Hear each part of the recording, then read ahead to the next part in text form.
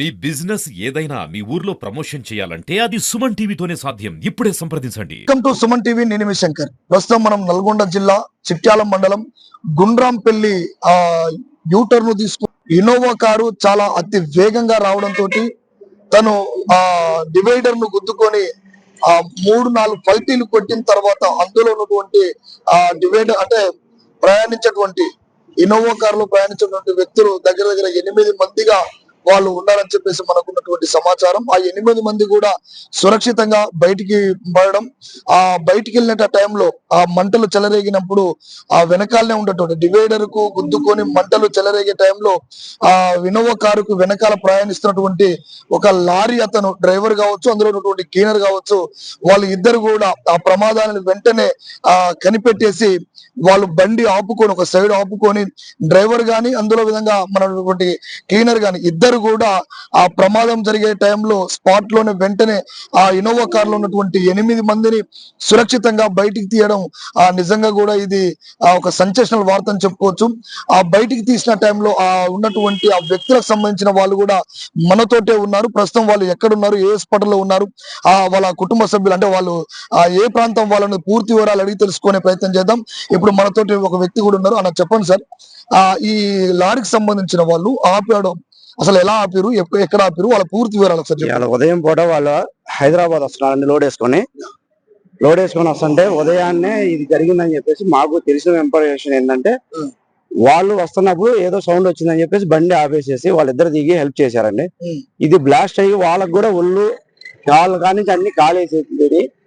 వాళ్ళు ఇప్పుడు ప్రెసిడెంట్ వచ్చేసేసి హాస్పిటల్లో షణ్ముఖ వైష్ణవి దిల్కుష్ నగర్ లోని హైదరాబాద్ లోని హాస్పిటల్లో జాయిన్ చేశారండి. అక్కడ ప్రెసిడెంట్ వాళ్ళకి సంబంధించి వాళ్ళు చేస్తున్నారు ట్రీట్మెంట్. వాళ్ళు చెప్పింది, మా వాళ్ళు చెప్పే విషయం ఏంటంటే ఇది మేము హెల్ప్ చేయడానికి పోయాం, అది బ్లాస్ట్ అయింది, దానివల్ల మాకు ఒళ్ళు కాలిపోయినాయి అని చెప్పేసి చెప్పారు. అసలు ఏ ప్రాంతం వాళ్ళు సార్? వాళ్ళు వీళ్ళిద్దరు వచ్చేసేసి ఒంగోలు టు హైదరాబాద్ లోడ్ వేసుకొని వస్తుంటారండి ఎప్పుడు. అయితే వీళ్ళు పిసుగులగుడిపారని బల్లికూర మండలం అద్దంకి దగ్గర అద్దంకి ప్రాంతం నుంచి వస్తున్నారు. ఇద్దరు ఒకేసారి నుంచి వస్తున్నారు. ఇలా జరిగింది. ఇద్దరు పేరెంట్స్ సార్, వాళ్ళ ఇద్దరు పేరెంట్. అసలు డ్రైవర్ పేరేంటి, క్లీనర్ పేరేంటి? డ్రైవర్ పేరు వచ్చేసి రామకృష్ణ, కేంద్ర పేరు వచ్చేసేసి ఏమన్నా అశోక్. వీళ్ళిద్దరు కూడా స్పాట్ లో వాళ్ళిద్దరు ఉన్నటువంటి 8 అంటే అక్కడ వాళ్ళని ఎంత మంది ఉన్నారని కూడా మాకు ఇన్ఫర్మేషన్ అయితే తెలియదండి. కాకపోతే ఏంటంటే మా వాళ్ళు హెల్ప్ చేద్దామని దిగారు, అది కాస్త కూడా మా వాళ్ళకి కూడా దెబ్బలు తగ్గింది. అది మొత్తానికి ఇంకా అయితే జనాలైనా సేఫ్ అనే మనకి అర్థం అవుతుంది. ఇక్కడ చూడాలి అది ఇంకా ఇన్ఫర్మేషన్. వాళ్ళు కూడా ఇంతమంది మా కాంటాక్ట్ లోకి రాలేదు. కాకపోతే మా వాళ్ళు జరిగిందని మా వాళ్ళు ఫోన్ చేస్తే ఇంక అమ్మడే మేము బయలుదేరాం. విన్నారు కదా, నిజంగా కూడా ఆ 8 మందిని కాపాడినటువంటి వ్యక్తులు అంటే ఒక మాటలో చెప్పాలంటే దేవుని రూపంలో వచ్చినటువంటి వ్యక్తులుగా చెప్పొచ్చు. ఆ స్పాట్ లో అంత స్పీడ్ గా ఉన్నటువంటి ఒకటి మంటలు ఒకసారిగా ఆ ఇంజన్ లో చెలరేగే ఆ మంటలు ఆకాశానికి అంటే విధంగా పొగలు రావడం, ఆ చెలరేగే మంటల్ని ఒక్కసారిగా వాళ్ళు ఎంత ధైర్యం తెచ్చుకొని ఆ డ్రైవర్ కావచ్చు, క్లీనర్ కావచ్చు, ఆ పక్కనే ఉన్నటువంటి ఆ వెహికల్ ని ఆ మంటలు చెలరేగిన వెంటనే వాళ్ళు స్పాట్ లోకి వెళ్ళేసి ఆ ఇద్దరే వ్యక్తులు చాలా ధైర్యం చేసి వాళ్ళు మొత్తం కాలుతున్నా కూడా తన శరీరాన్ని పట్టించుకోకుండా ఆ కారులో ఉన్నటువంటి ఆ 8 మందిని కూడా సురక్షితంగా వాళ్ళని బయటికి తీయడం అంటే వాళ్ళు నిజంగా కూడా ఆ భూమి పైన వాళ్ళకు నూకలు ఉన్నాయని చెప్పొచ్చు. వాళ్ళని కాపాడే వ్యక్తులకు కూడా నిజంగా కూడా హ్యాండ్స్ అప్ అని చెప్పొచ్చు. ఎందుకంటే ఒక ధైర్యం చేసి సాహసం చేయడం అనేది చాలా గొప్ప హృదయం ఉన్నటువంటి వ్యక్తులు వారు. వాళ్ళు అదేవిధంగా రామకృష్ణ తర్వాత అశోక్ వీళ్ళిద్దరు కూడా వాళ్ళు ప్రస్తుతం సికింద్రాబాద్ దిల్సుఖ్ నగర్ లో వాళ్ళు ఆ ప్రైవేట్ హాస్పిటల్లో చికిత్స పొందుతా ఉన్నారు. వాళ్ళు చాలా సీరియస్ గా ఉన్నదని కూడా చెప్తా ఉన్నారు మనతో పాటు. వాళ్ళు ఇద్దరు కూడా అద్దంకి ప్రాంతం వాళ్ళు కావడం, వాళ్ళు నిత్యం హైదరాబాద్ కు అక్కడి నుంచి ట్రావెల్ చేస్తూ ఉంటారు. వాళ్ళు డ్రైవర్ గా వాళ్ళు డీసీఎం అది లారీని నడుపుతా ఉంటారు కాబట్టి స్పాట్ లోనే వాళ్ళు ఉండడం, వాళ్ళిద్దరు ఆ 8 మందిని కాపాడడం నిజంగా కూడా ఇది వాళ్ళిద్దరికి హ్యాండ్స్ అప్ అని చెప్పొచ్చు. మిగతా విషయాలు ఒకసారి మనం తెలుసుకునే ప్రయత్నం చేద్దాం. అశోక్ వాళ్ళ నాన్నగారు మీరు, అంటే ఏం చేస్తాడు మీ బాబు?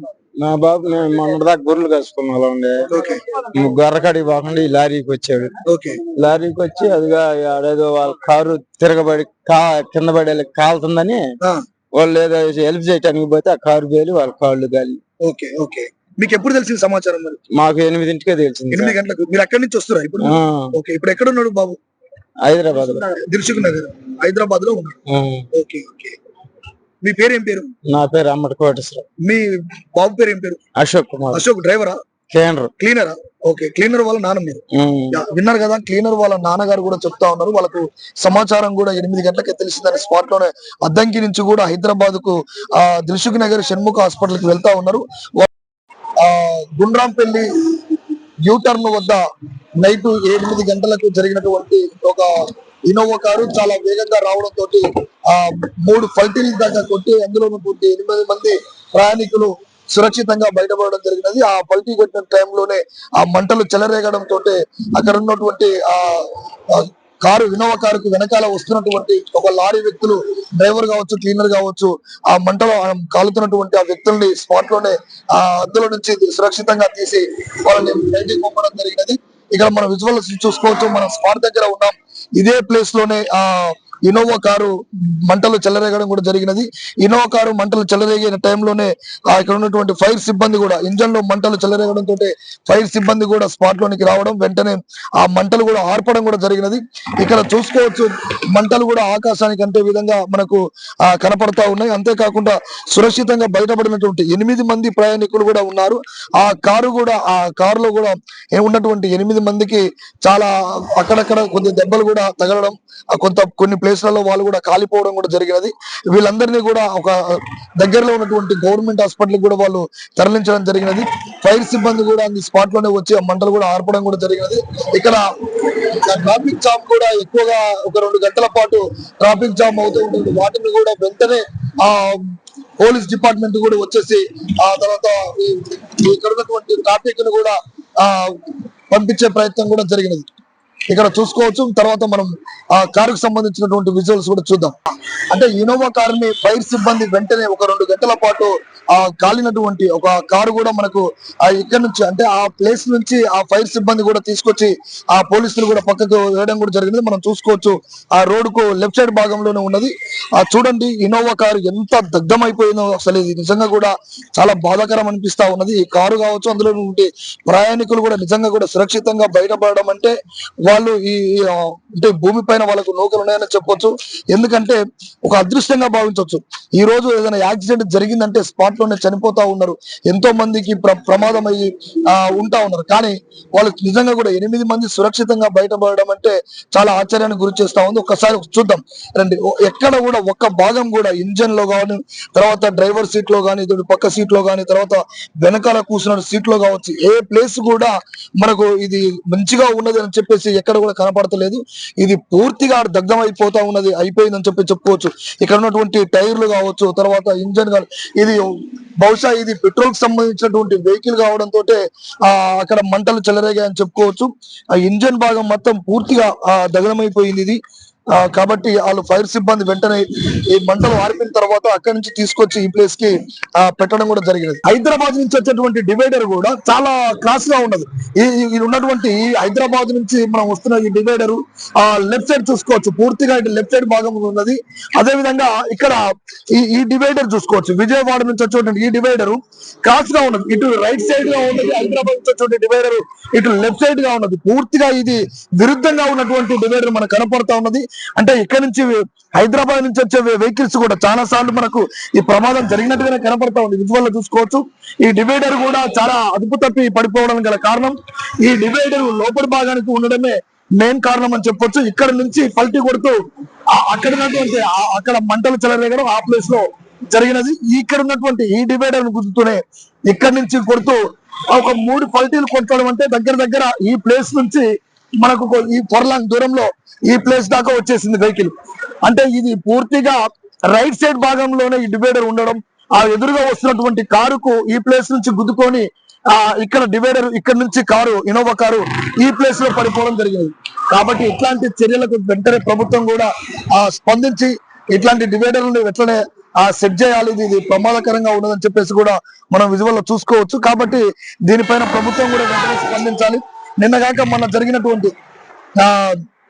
రంగారెడ్డి జిల్లా చెవెలో జరిగినటువంటి ఆ బస్సు అదేవిధంగా టిప్పర్ సంబంధించినటువంటి యాక్సిడెంట్ కావచ్చు, ఇట్లా చూసుకుంటూ పోతే రాష్ట్రంలో అనేక యాక్సిడెంట్లు కూడా జరుగుతాయి. వీటన్నిటికి కూడా వెంటనే మనము అప్రమత్తంగా ఉండి ప్రభుత్వం కూడా చర్యలు తీసుకోవాలని కోరుతా ఉంది. ఈ రోజు తెల్లరగట్ల జరిగినటువంటి యాక్సిడెంట్ అంటే చిట్యాల మండలం గుండ్రాంపల్లి డివైడర్ దగ్గర జరిగినటువంటి ఇన్నోవా కారుకు సంబంధించినటువంటి విషయం పైన పూర్తి వివరాలు చిట్యాల ఎస్ఐ రవికుమార్ సార్ మనతోటి ఉన్నాడు. పూర్తి వివరాలు అడిగి తెలుసుకునే ప్రయత్నం చేద్దాం. రోజు మార్నింగ్ 5:30 తర్వాత మనకి ఇన్ఫర్మేషన్ అనేది రావడం జరిగింది. ఆ ఇన్ఫర్మేషన్ పర్పస్ ఏంటంటే హైదరాబాద్ నుంచి టువర్డ్స్ చెన్నై వెళ్తున్న ఇన్నోవా ఐక్రాస్ అనే వెహికల్ లో వాళ్ళ కుటుంబ సభ్యులతో పాటు వెళ్తున్నారు. మన చిట్యాల మండలం గుండ్రాపల్లి దగ్గరికి వచ్చిన తర్వాత యూటర్న్ దగ్గర డివైడర్ ని తలిగేసి టువర్డ్స్ హైదరాబాద్ వైపు పల్టీ కొట్టి బండి పడిపోవడం జరిగింది. ఆ బండిలో మొత్తం వాళ్ళ కుటుంబ సభ్యులు 8 మంది ప్రయాణిస్తారు. 8 మందికి కూడా ఎటువంటి గాయాలు కాలేదు. తర్వాత ఆ వెహికల్ అనేది హైవే రోడ్ మీద నేషనల్ హైవే 65 మీద ఉండటం వల్ల దాన్ని పైకి లేపే క్రమంలో 2 లారీ డ్రైవర్లు కూడా వచ్చి హెల్ప్ చేయడం జరిగింది. ఆ క్రమంలో పైకి లేపినప్పుడు అది పెట్రోల్ వెహికల్ కాబట్టి షార్ప్ మంటలు వచ్చేసి ఇమ్మీడియట్లీ ఫైర్ జరగడం జరిగింది. ఆ లేపే క్రమంలో ఆ హెల్ప్ చేస్తానికి వచ్చిన వాళ్ళు కూడా చిన్న చిన్న ఇంజరీస్ అయినాయి. తర్వాత వాళ్ళందరూ కూడా ఒకే ఫ్యామిలీ, వాళ్ళు టువర్డ్స్ చెన్నై వెళ్తున్నారు.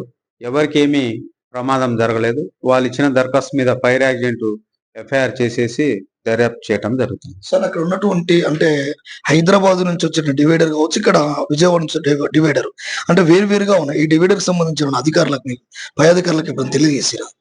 మేము నేషనల్ హైవే అథారిటీ వాళ్ళకి ఇంటిమేషన్ ఇచ్చినాం. తర్వాత వాళ్ళు కూడా సీన్ ఆఫ్ అఫెన్స్ వచ్చిర్రు, వాళ్ళు కూడా చూసిర్రు. మళ్ళీ ఫర్దర్ ఉన్నా కూడా వాళ్ళు రెక్టిఫై, వాళ్ళ ఇంజనీరింగ్ డిపార్ట్మెంట్ తోటి రెక్టిఫై చేసుకొని ఫర్దర్ యాక్షన్ తీసుకుంటాం. సార్ ఇట్లాంటి జరుగుతున్నటువంటి అంటే ఇన్సిడెంట్స్ యాక్సిడెంట్ల పైన మీరు ఎట్లాంటి సందేశం సలహాలు ఇస్తుంటారు వాళ్ళు? మేము మొత్తం బ్లాక్ స్పాట్ అని ఐడెంటిఫై చేసినాం. యాక్సిడెంట్ జోన్ అనేది అక్కడ మేము ప్రికాషన్స్ ఇవ్వడం జరిగినది. తర్వాత అక్కడ కొన్ని లైటింగ్ కానీ, తర్వాత యూటర్న్ ఉంటే ఎట్లా పోవాలనేది కూడా సైన్ బోర్డులు కూడా చేసినాం. తర్వాత నేషనల్ హైవే అథారిటీ వాళ్ళతో కూడా కోఆర్డినేషన్ చేసుకుని, రోడ్డు డిపార్ట్మెంట్ వాళ్ళతో కూడా కోఆర్డినేషన్ చేసుకుని మేము ఖచ్చితంగా ఎప్పటికప్పుడు ఇంటిమేషన్ ఇస్తూనే ఉంటాం. Thank you. నేను లారీ డ్రైవర్ని. చౌటుపల్ దగ్గర రన్వేలో వస్తుంటే కారు డివైడర్ ఎక్కి వస్తున్నావు సార్ నువ్వు? నేను ఒంగోలు నుంచి హైదరాబాద్ వస్తున్నాను. చౌటుపల్ దగ్గర టోల్ గేట్ యువతల కారు డివైడర్ మీద పడింది. పడి ఉండేసరికి మేము హెల్ప్ చేద్దామని వెళ్ళి ఉన్న జనాన్ని, లేడీస్ ఉంటే ఇద్దరిని బయటికి లాగాము. డివైడర్ మీద నుంచి కారు ఒక్కసారిగా డౌన్ అయిపడి బ్లాస్ట్ అయింది. బ్లాస్ట్ అయ్యేసరికి మా ఒంటి నిండా మంటలు అంటుకున్నాయి. తర్వాత ఏం చేసావు స్వామి? తర్వాత నా లుంగి అన్ని కాలిపోతే పరిగెత్తుకుంటూ వెళ్ళేసి నా లారీని తీసుకొచ్చి చౌటుపల్ దగ్గర పెట్టుకున్నాను. అక్కడ డ్రైవ్ చేసుకున్నాను. ఇంక కళ్ళు తిరిగి పడిపోతే అక్కడ నుంచి అంబులెన్స్ లో నన్ను చౌటుపల్ గవర్నమెంట్ హాస్పిటల్ తీసుకెళ్లారు. అక్కడ నుంచి ఇప్పుడు చైతన్యపురి ప్రైవేట్ హాస్పిటల్ తీసుకొచ్చారు.